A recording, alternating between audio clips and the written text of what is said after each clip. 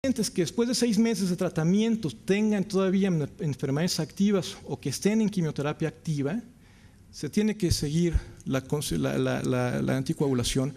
Ahora, el uso de heparina contra el uso de inhibidores de antagonistas de la vitamina K, se lo dejo a su elección. Hay pacientes que están mucho mejor con heparinas, que no tienen problemas. Hay pacientes que están con warfarina y que tampoco tienen problemas, y probablemente la mitad de los pacientes aborrecen tener que inyectarse una vez al día, porque más si alguno de ustedes alguna vez ha puesto una inyección de heparina bajo peso molecular, arde, y arde bastante.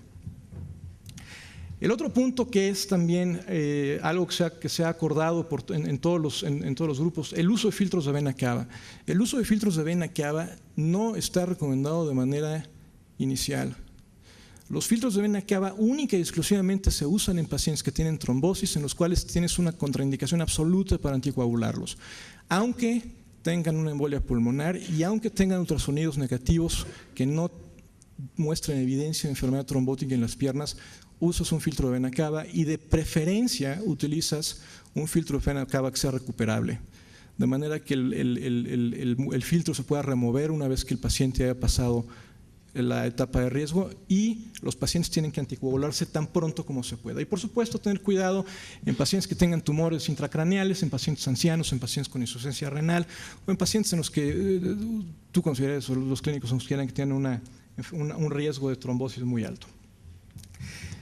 ¿En qué se basan las recomendaciones actuales? Bueno, se basan en 4 estudios, pero principalmente en el estudio CLOT, que fue publicado en 2003 y que salió de la Universidad de McMaster.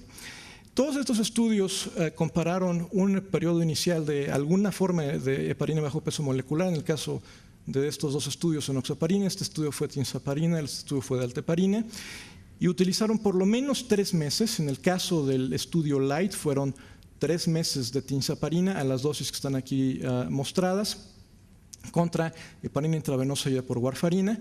En el caso del estudio CLOT, son 6 meses de dalteparina, inicialmente a una dosis de 200 unidades por kilo por alrededor de 3 a 4 semanas, seguidas por 75% de la dosis hasta el mes número 6. Y en este otro estudio, Cantanox, fueron también 3 meses con heparina a dosis habitual de trombosis. El estudio más grande con muchos, el estudio CLOT, incluyó cerca de 700 pacientes, 670 pacientes evaluables, y todos utilizaron recurrencias de enfermedades trombóticas venosas y hemorragias mayores como las correspondientes medidas de eficacia y seguridad. El estudio CLOT con muchos es el que más peso ha tenido en todos estos estudios. Y en estos pacientes que fueron aleatorizados en el momento en que ya sabía que tenían cáncer y que desarrollan una trombosis aguda, fueron todas estas neoplasias sólidas, y el riesgo para recurrencia, la razón de riesgo para recurrencia a 6 meses fue disminuida en más de la mitad en el grupo que recibió la heparina bajo peso molecular durante 6 meses. Aquí pueden ver las curvas, en esta curva Kaplan y Mayer.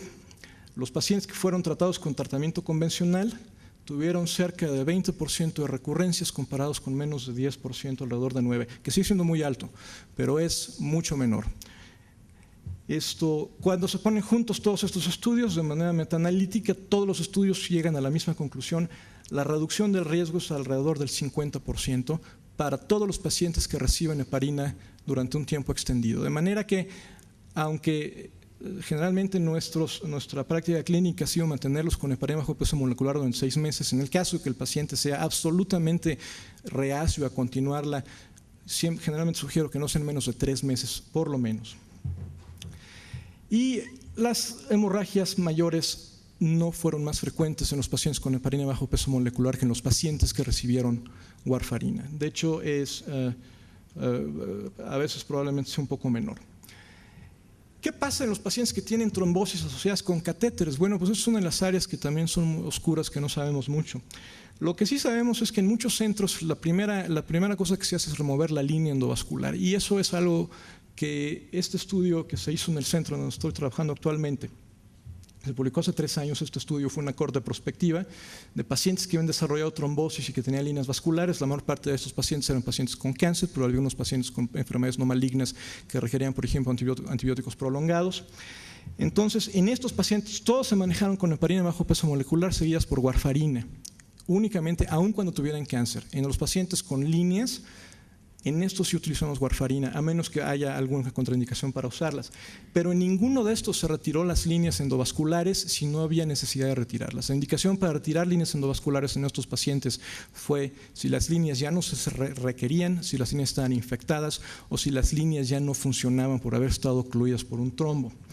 No hubo recurrencias trombóticas con esto y la frecuencia de hemorragias mayores fue alrededor del 5%, no mucho más diferente de lo que se encuentra habitualmente.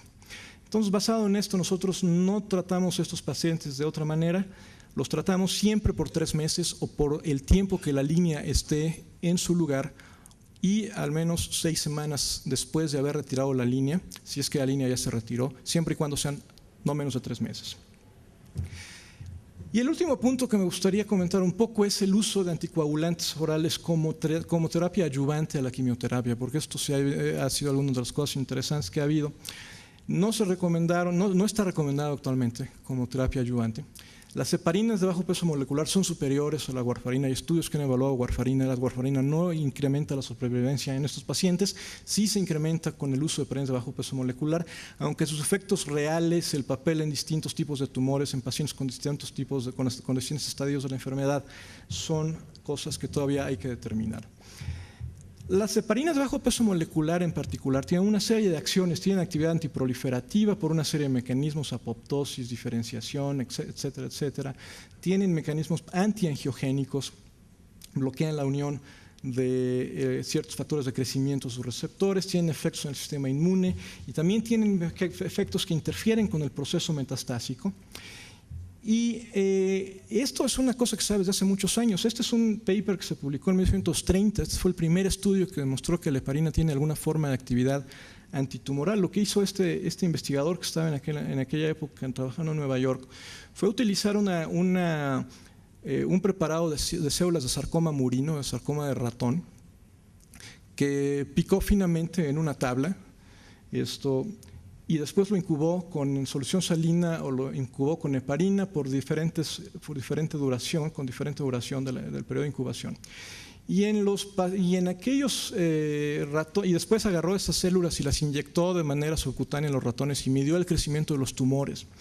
Y en los ratones que habían recibido las células que habían sido incubadas con heparina durante mayor tiempo comparados con los controles, los tumores tuvieron menores tasas de crecimiento y en algunos casos se inhibió completamente el crecimiento. Esa es la primera observación, tiene casi 80 años, más de 80 años. Después de eso no pasó nada durante muchísimos años.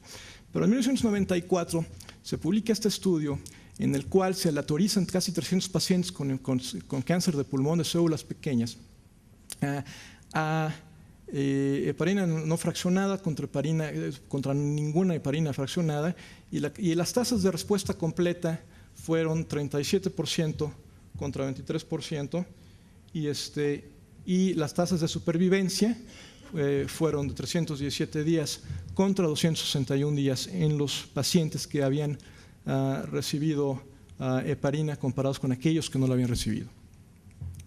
Después de eso hubo 2 estudios que son los que se han utilizado en casi todas las revoluciones, que son el estudio FAMOUS, que fue un estudio basado en el Reino Unido, que incluyó pacientes con tumores sólidos, se autorizaron a dalteparina contra placebo, fueron 5,000 unidades subcutáneas durante 6 meses.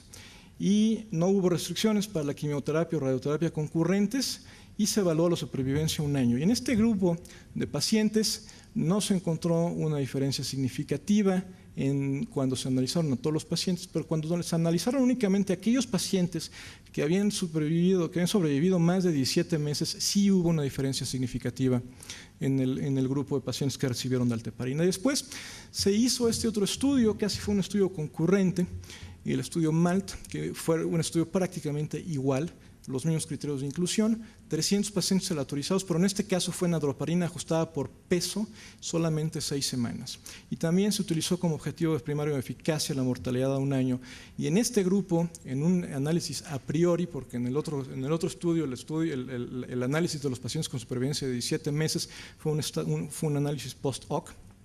En este estudio, tanto todos los pacientes como los pacientes que en el momento de haberse incluido en el estudio se pensaba que iban a sobrevivir más de 6 meses, tuvieron una ventaja de supervivencia